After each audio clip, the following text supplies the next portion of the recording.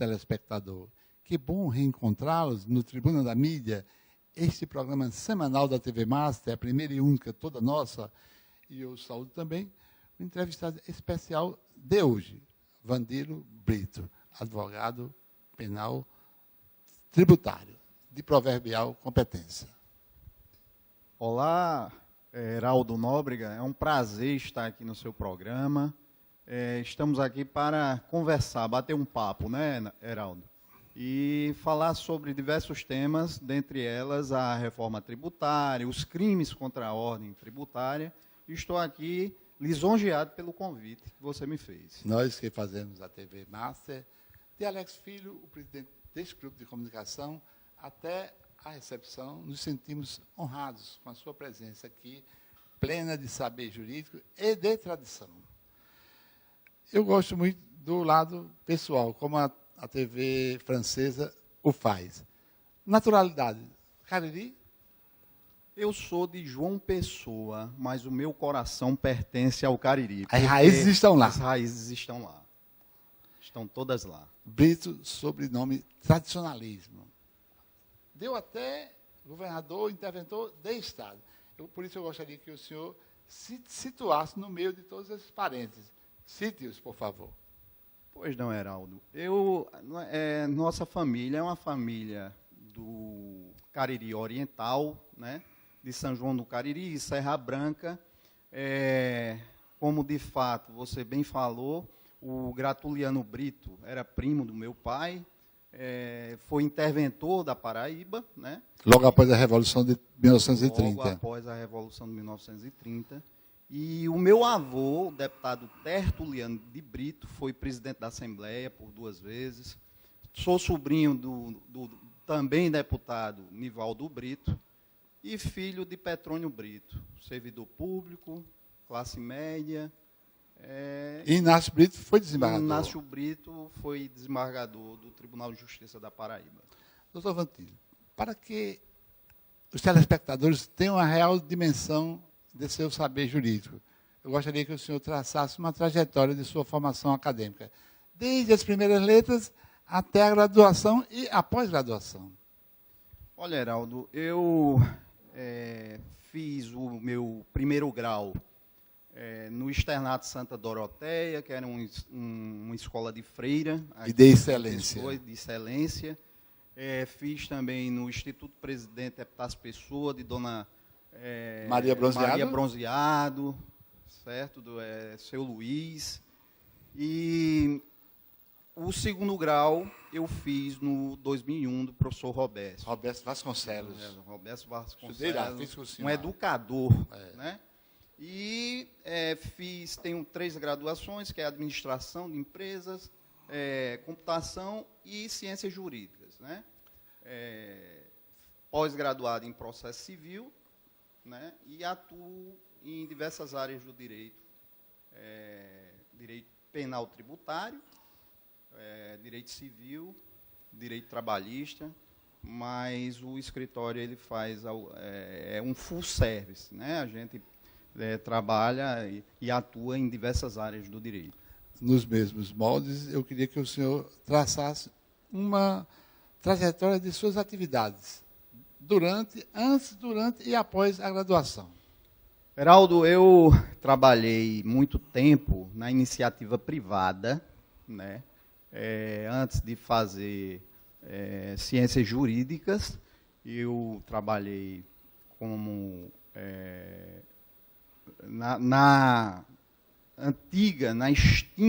no extinto grupo Associados Paraíba, Diários Associados, pertencente a Assis Chateaubriand, né? A época comandado por quem? Na época comandado pelo superintendente Marcondes Brito, né? Que sucedeu Marcondes Góes, e logo após Marcondes Brito sair, doutor Cecílio Fonseca, quem presidiu aquele grupo. Serão 7 empresas aqui na Paraíba, né? E aí eu comecei a advogar e advogo já há uns 7 anos, né? E estou nessa batalha jurídica aí com valorosos colegas, né? E o senhor também é membro do Instituto Histórico e geográfico de São João do Cariri. Além disso, poeta também. E o Instituto funciona plenamente, tem endereço certo, há uma forma de se comunicar com ele? Exato. Na verdade, eu fui convidado pelo professor Duarte, que é o presidente do Daniel Duarte, que é o presidente do Instituto Histórico e Geográfico do Cariri, na época, em 2007, e existe desde 2007. Na verdade, é um Instituto Geográfico do Cariri Paraibano. E a sede é lá em São João do Cariri. Por quê? Porque mais abrangente. É a cidade-mãe do Cariri. Para você ter uma ideia, Campina Grande já pertenceu a São João do Cariri. Era território de São João? De São João do Cariri. Veja a importância do município. OAB exerceu com a necessária coragem, eu fiz uma pesquisa, a necessária coragem, o cargo de vice-presidente da Comissão de Defesa das Prerrogativas dos Advogados. Elas estão sendo respeitadas na Paraíba em todas as instâncias, por todas as instituições e poderes, como, por exemplo, Polícia, Ministério Público, Magistratura? Excelente pergunta, Heraldo, porque e agradeço desde logo a deferência em relação à passagem em relação à Comissão de Prerrogativas, onde tem valorosos colegas, né? E, de fato, as nossas prerrogativas, elas, diuturnamente, né, elas são violadas. Essa é a verdade, mas com a ajuda dos colegas, dos próprios colegas, a gente conseguiu deixar uma cultura nas repartições, nos órgãos da justiça, de que as garantias das prerrogativas não é um privilégio. Não é um privilégio. Eu sei que alguns escritórios de advocacia fazem clínica geral. O senhor atua mais na área tributária contra os crimes, em defesa dos constituintes que, eventualmente, infringiram a ordem tributária, ou o senhor e o escritório atuam em outras áreas? Heraldo, nosso escritório é um escritório full service, né? A gente atua nas mais diversas áreas do direito, mas principalmente na área empresarial, trabalhista, penal tributário, previdenciário. Mas a gente atua nas mais diversas áreas do direito. Eu transito com certa desenvoltura no meio jurídico, até porque exerci o cargo de assessor de imprensa do Ministério Público por 12 anos e 6 meses. E escuto sempre seus colegas dizerem em uníssono, hoje a saída do advogado individual é se associar a colegas para enfrentamento de escritórios famosos que invadem, entre aspas, João Pessoa. É assim, o senhor deve ter um sócio à sua altura. Graças a Deus eu tenho um amigo sócio, né, que é o Dr. Francisco Nilson de Lima Júnior, a qual eu mando aqui um abraço fraterno. E, de fato, nós temos muitos parceiros, né? Eu acho que a advocacia ou qualquer profissão necessita de equipe. Então, o nosso escritório não é diferente dos demais que atuam aqui na Paraíba, com um diferencial muito importante, na excelência dos serviços jurídicos, né? A gente tenta proporcionar aos A proposta maior é essa. É essa. Uma prestação de serviço por excelência. Isso. Não há mais como enganar, enrolar. Jamais. Hoje não há mais clima para isso. Não tem como, porque a tecnologia aliada à advocacia, né, nos possibilita de ter um contato maior com o cliente, né, e não tem como você é competente e se estabelece, ou você sai do mercado, porque não tem como fazer as duas coisas. Sem personalizar, sem nominar, o senhor poderia citar algumas causas de grande repercussão na sua atuação? Olha, a gente tem várias causas em relação a ações que envolvem crimes contra a ordem tributária. A gente também tem causas em relação à responsabilidade civil objetiva do Estado. Entenda-se Estado aí como nas 3 esferas, né? Federal, Município, municipal e estadual, e relevantes causas trabalhistas também. O magistrado, digamos assim, estadual, ele é mais suscetível ou não à apresentação de memoriais, mesmo que esses memoriais estejam fora dos autos? Por exemplo, desculpe interromper, um colega seu disse, Meraldo, eu encontro mais facilidade de apresentar um memorial ao ministro do Supremo do que a um desembargador aqui na Paraíba. Mas cada caso é um caso. É verdade. Na verdade, Heraldo, não há essa dificuldade em relação ao nosso judiciário paraibano em apresentação de memoriais. O que se verifica, muitas vezes, é uma abertura maior do gabinete dos ministros, de alguns ministros, nos tribunais superiores, para recepcionar o advogado. Talvez porque tenha uma maior estrutura. Talvez porque tenha maior estrutura. Mas em toda esfera do poder judiciário, existe a abertura maior de alguns em detrimento de outros ministros, assim como existe também desembargadores, juízes e etc. Doutor Vandir Brito, eu vou dar um didatismo a essa entrevista, tentarei dar um didatismo, até porque não acompanho o nível do seu saber jurídico. Que é isso aí. Como o senhor conceitua, como a literatura jurídica conceitua um crime contra a ordem tributária? O que é um crime contra a ordem tributária? Heraldo, o crime tributário é aquele onde o agente tem uma conduta de reduzir ou suprimir o tributo. Entenda-se agente... Pagar menos, na linguagem mais popular, pagar menos ou não pagar nada? Muitas vezes, omitir uma informação à Receita, o fisco, seja ele estadual ou federal, tá certo? Entenda-se aí o agente de suprimir ou reduzir tributo, o contribuinte. O contribuinte. E quem é o contribuinte? É aquele que é responsável pelo pagamento do tributo. E isso é feito, geralmente, com auxílio do contador? Geralmente é feito, muitas vezes, foi bom você ter tocado nesse aspecto, por quê? Porque alguns clientes colocam a responsabilidade desse pagamento do tributo para o contador.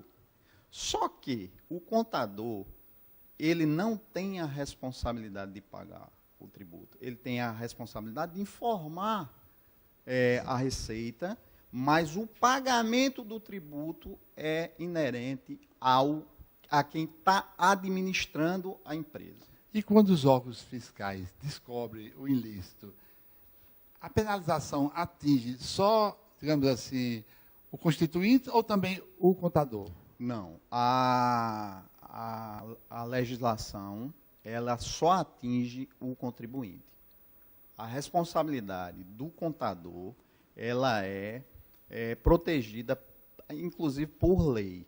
Agora, se o contador tiver representando a empresa através de procuração, aí ele é responsabilizado. E o senhor já percebeu que esses crimes, eles são mais incidentes no Estado ou em nível federal? Acontece, Heraldo, nas duas esferas. As duas nas esferas. 3 esferas. Até municipal? Até municipal. Se o tributo ele for federal, tá certo? Quem é a justiça competente para julgar esses casos é a Justiça Federal. E se o tributo for de competência municipal e estadual, a Justiça Estadual é quem será competente para julgar essa ação penal.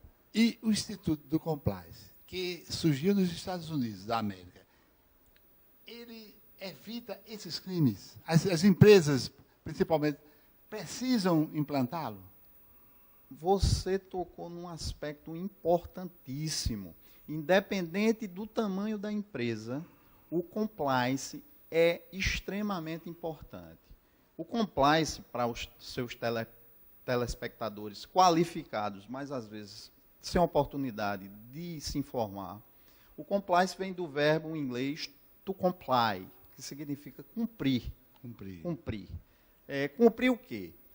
É você ter regras de ética e de cumprimento, de observância de legislação ética, de regimento interno e externo, para você ter uma relação transparente entre a empresa privada, os seus fornecedores, os seus clientes e, sobretudo, o poder público. É quase uma Bíblia. É uma Bíblia. Para empresário, para empresas. Para empresas. Para órgãos públicos. Para órgãos públicos. E, embora ele seja complexo, certo? E ele é baseado em pilares, mas é de extrema importância para qualquer tipo de empresa. Eu saí de casa disposto a explorar a sua capacidade analítica. Por isso eu abordo, doutor Vanderlei Brito, alguns temas nacionais. Após a reforma da Previdência, urgirá a reforma tributária? Essa é uma reforma de importância ímpar, logo após a reforma da Previdência. Para se ter uma ideia, embora o governo federal não tenha mandado proposta ainda para a Câmara, existe uma proposta de emenda constitucional número 45/2019, de autoria de um deputado do MDB de São Paulo, Baleia Rossi, onde ele mandou esse texto de nova proposta à Constituição para um novo, que dispõe sobre o novo regimento tributário do país. Né? E no mérito dessa proposta, o que é que ele quer fazer?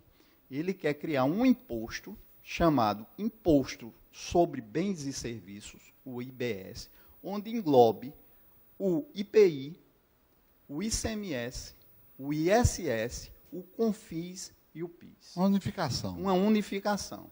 A maior problemática disso tudo, Heraldo, é porque, como existem alguns impostos de competência estadual e municipal, quais sejam o ISS, que é municipal, e o ICMS, que é estadual, essa divisão como se dará para os entes federativos, os estados e municípios. Está lá no texto.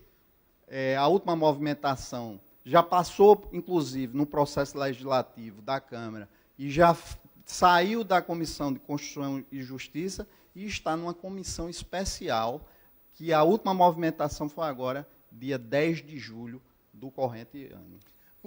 Outro código, o de processo penal, remonta à era Vargas, anos 40. 1941, especificamente.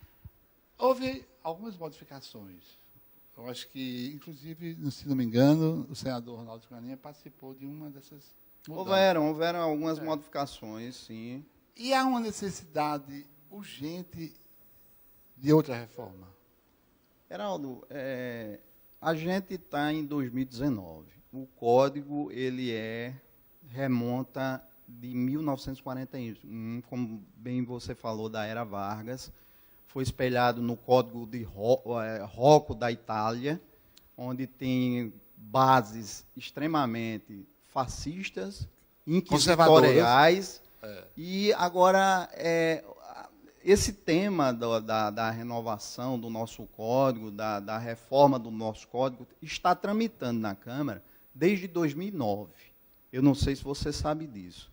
E já várias discussões, e a dificuldade maior, Heraldo, é você tentar amoldar o Código de Processo Penal aos pilares democráticos da Constituição de 1988, sobretudo no princípio acusatório.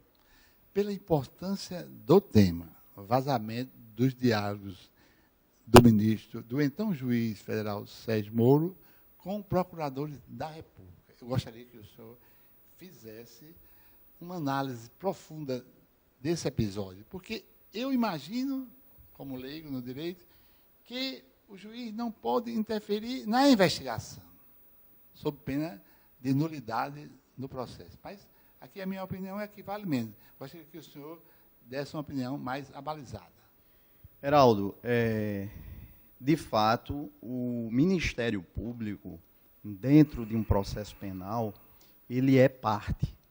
Ele é o autor da ação penal. É o dono da ação. Ele é o dono da ação, né? O juiz ali, ele, imbuído do princípio da imparcialidade, ele não pode interferir na questão da ação penal, da autoria da ação penal. Portanto, de fato, se houver comprovadamente uma interferência em relação do magistrado em relação ao parquê, que são os membros do Ministério Público, que é o Ministério Público, este processo está aivado de vício.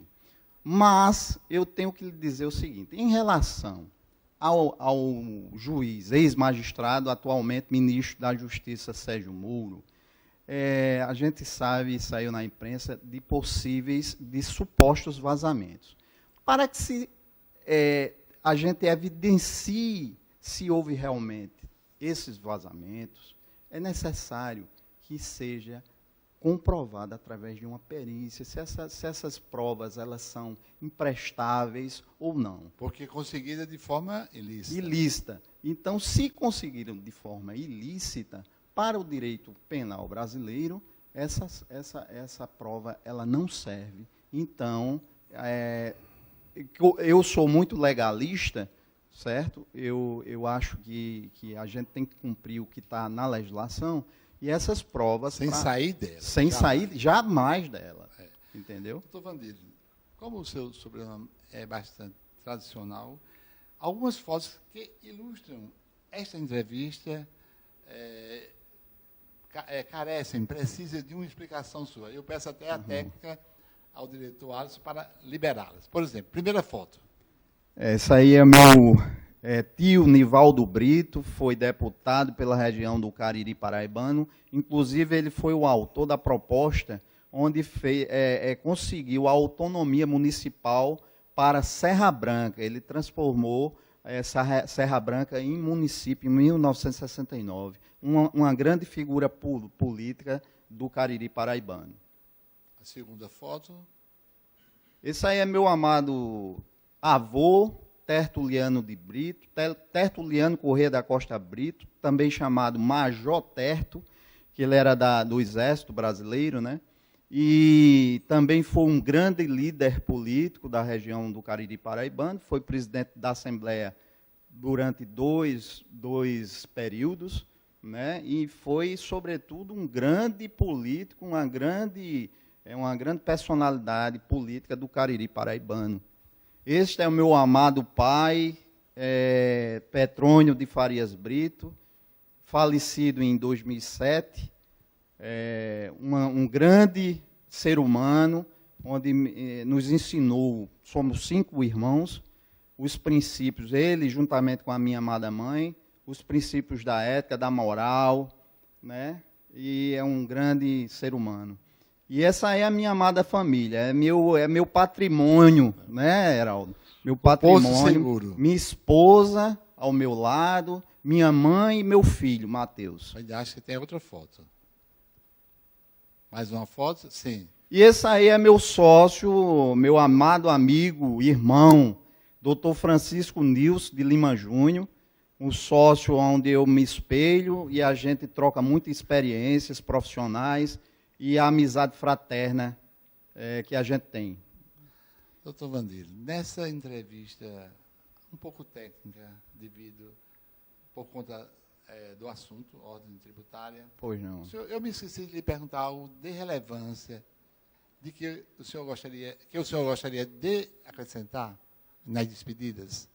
Olhe, Heraldo, eu quero agradecer a você por esse bate-papo, dizer que lhe admiro muito, acompanho o seu trabalho, um jornalista de alta categoria, fazendo parte de bancadas jornalísticas da maior importância nessa casa, Conexão Master, o seu programa, enfim, eu quero agradecer e me colocar à disposição de você para o que você precisar, é só nos chamar que a gente vem para esclarecer as dúvidas e os temas de mais relevância.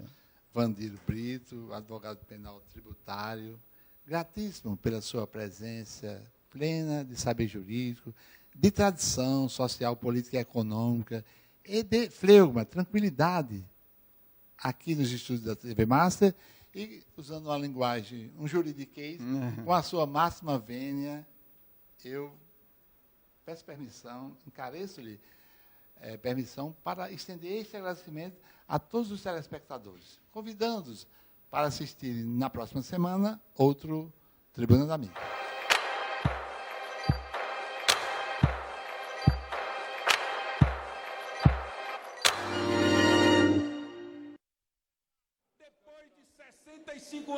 Depois de 35 anos de contribuição, receber R$ 1.300. Essa reforma é muito perversa, senhores deputados. Nós, parlamentares, que chegamos aqui com um compromisso, o compromisso único de votar a favor do povo. E eu diria a vocês, da comissão da reforma de Temer, que era muito mais branda do que a reforma de Bolsonaro.